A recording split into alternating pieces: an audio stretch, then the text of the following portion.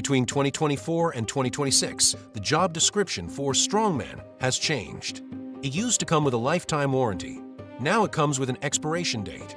Because Nicolas Maduro, the guy who treated Venezuela like a personal checking account with a national flag taped on, has reportedly been captured in a U.S. operation and flown to New York to face federal charges.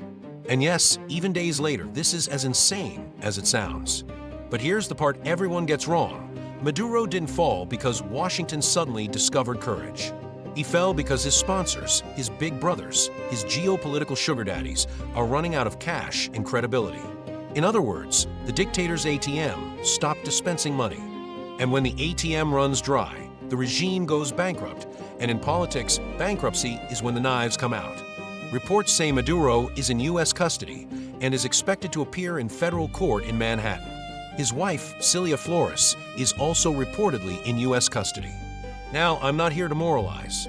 Dictatorship is not a sin problem. It's an accounting problem. Here's the system. Venezuela isn't an oil country. It's an oil cocktail. Saudi Arabia pours a clean drink straight from a bottle. Light, sweet crude that basically behaves like a liquid. Venezuela hands you a jar of tar and says, "Don't worry, it works once you add mixer." Venezuela's signature crude, especially out of the Orinoco Belt, is extra heavy. Sometimes it's so thick it barely qualifies as a liquid. It's closer to asphalt than Texas tea. And that's where the trap snaps shut. To move that sludge through a pipeline, you have to blend it with imported diluents, naphtha, condensate, or light crude. It's literally chemical thinning. No mixer, no flow, which means Venezuela can't just pump and ship. It has to import the thinner first, just to export its main product. And if that flow breaks because sanctions bite, cash dries up, or shipments get disrupted, the system doesn't politely pause. It seizes. Lines gum up. Storage backs up. Wells get shut in. Restarting isn't flipping a switch. It's scraping tar out of a machine that was never designed to stop. Production is currently around 0.9 to 1.1 million barrels per day, according to OPEC reports, down from a 1998 peak of about 3.4 million. Second, dictators don't really rule the people. They run a coalition, a payroll, a protection racket with uniforms. He needs the right people, generals, intelligence chiefs, party bosses, to keep getting paid. And when the money slows down, loyalty doesn't become patriotic. It becomes negotiable. Maduro doesn't need everyone to love him. He just needs to pay the right people. But that's the problem. When the oil cocktail stops flowing, the entire cash machine seizes with it. So he goes looking for sugar daddies. Start with Beijing, the dictator's ATM. China bankrolled Venezuela for years through oil for loans deals because it wanted secure energy supply and influence in the U.S. hemisphere. It wasn't charity, and it definitely wasn't for the recipe of arepas. But China's external checkbook diplomacy has been tightening, and the domestic picture explains why. When growth is shaky, demand is weak, and leaders are trying to keep their own economy stable, they get allergic to messy foreign bets. Risk management suddenly becomes the national sport. According to Reuters, after Maduro was captured, China's financial regulator urged major banks and policy lenders to disclose their Venezuela exposure and strengthen risk monitoring. That's not the vibe of a confident empire. That's a lender checking where the collateral went, collateral like oil shipments, repayment streams, and political promises that suddenly look a lot less bankable. And then there's Moscow, the muscle. For years, the Kremlin loved the theater of global power. They sent strategic bombers to Caracas to prove a point, Moscow flexing that it could project force right in Washington's backyard. Add an intelligence help and that signature promise, stick with us, and you won't end up like Gaddafi. Then Ukraine starts eating everything. Russia is burning through military capacity just to keep the front lines moving inches in the Donbass. And a war like that doesn't just eat tanks, it eats bandwidth. Reports of Wagner-linked forces being pulled out of Syria to feed the Ukraine fight show up on one screen. Armenia calls for help and gets ghosted on another. Maduro sees both and understands what that means for him. Caracas is now a notification, not a mission. He's on the read but ignored list. At that point, the regime is basically running on expired coupons. Here's the cold calculus. In a timeline where Russia took Kiev in 3 days and China was booming, Maduro would be safe. But in reality, Russia is drained and China is cutting risk. So Maduro wasn't hunted down. He was caught during a patron power outage, just like the actual blackout in the capital when they grabbed him. And when the dictator's ATM flashes insufficient funds, loyalty becomes a luxury product, priced in dollars, not ideology. Even if international lawyers are currently debating the legality of this operation on TV, the fireworks in the streets of Caracas have rendered that debate moot. Now zoom out. This isn't just Venezuela. We are watching a pattern emerge. Authoritarian systems become fragile when external support can't cover internal decay. In August 2024, in Bangladesh, Sheikh Hasina resigns and flees after weeks of protests and violence. In December 2024, in Syria, Assad's regime collapses in a rapid offensive, and he flees to Russia. Now, in January 2026, in Venezuela, Maduro is captured and hauled to New York to face charges. And simultaneously in Iran, protests flare again as the economy strains and the state leans into its familiar playbook, gestures toward dialogue on paper and pressure in the streets. Different countries, different cultures, different triggers.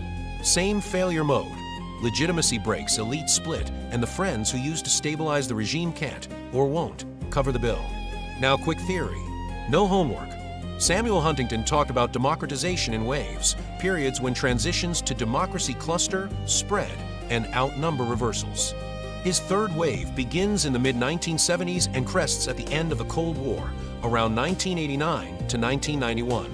That's when democratic transitions cascade through Southern Europe, Latin America, parts of Asia, and then the Soviet bloc transformations that reshaped the global map. But Huntington's framework also carries a warning. Waves don't only go forward. You can get reverse waves, democratic gains that get clawed back. And what he couldn't fully map in advance, because the story wasn't written yet, was how hard the post-Cold War optimism would boomerang. Russia slides into strongman consolidation under Putin. China recentralizes power hard into personalistic rule. The reverse wave stops being a theory and becomes the air we breathe. But starting in 2024, that regression starts to look like it hit a wall. The reverse wave didn't vanish overnight, but the assumption that authoritarianism just keeps winning stopped feeling inevitable. The tide began to turn back. So, here's the fork in the road. Either these recent collapses are isolated local crises, or we're watching the early pattern of something bigger, a potential fourth wave. And if that sounds too dramatic, good, because the reason isn't ideology, it's math. Authoritarian systems don't run on speeches. They run on cash, on a steady stream of spoils that keeps the coalition fed and the security services paid. When the money is flowing, loyalty looks like patriotism. When the money slows, everyone suddenly discovers principles and the knives come out. And right now, that pipeline is narrowing from every direction. Sanctions squeeze, mismanagement compounds, demographics hollow out the workforce, patron states get risk-averse, and the cost of repression rises at the exact moment the rent pool shrinks. So the regime starts making trade-offs it can't survive. Cut subsidies and you spark unrest. Keep subsidies and you blow the budget. Pay the military and you starve the economy. Pay the economy and you invite a coup. The system becomes a zero-sum fight over shrinking spoils because that's what happens when the model stops producing surplus. That's the math problem. So here's the question I want you to sit with.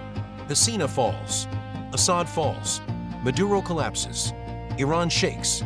Now tell me, standing here in 2026 and looking forward, are we looking at the start of a fourth wave? Or is this just the moment dictators discovered that their alliance is less axis and more group chat, lots of vibes, very low cash? And finally, one last thing to chew on. We just watched a superpower reach into a foreign capital and remove a head of state. It was efficient. It was effective. And looking at the celebrations in Caracas, it certainly feels like a win. So, does this confirm the fourth wave? Are the bad guys finally losing? Maybe, but look closely at the quiet moments after the fireworks. We aren't seeing an immediate rush to the ballot box. We aren't seeing the opposition leaders simply sworn in. Instead, reports suggest the immediate move is a managed dialogue with the former vice president and regime insiders. And that reveals the real trap. The danger isn't that the fourth wave won't happen. The danger is what kind of democracy we build on the ashes. If the era of the classic dictator is truly dying, it leaves us with an uncomfortable question for the future. As the old-school autocrats vanish, will we see the rise of a different kind of challenge, the illiberal strongman operating from inside the democratic system? Is the next bad guy not a dictator in a palace, but the normalization of those same strongman tactics in our own backyards? It's a thought worth holding on to as the dust settles in Venezuela. But for now, that concludes the strategy session. To keep your seat at the table for the next breakdown, look down and make that subscribe button gray. Meeting adjourned.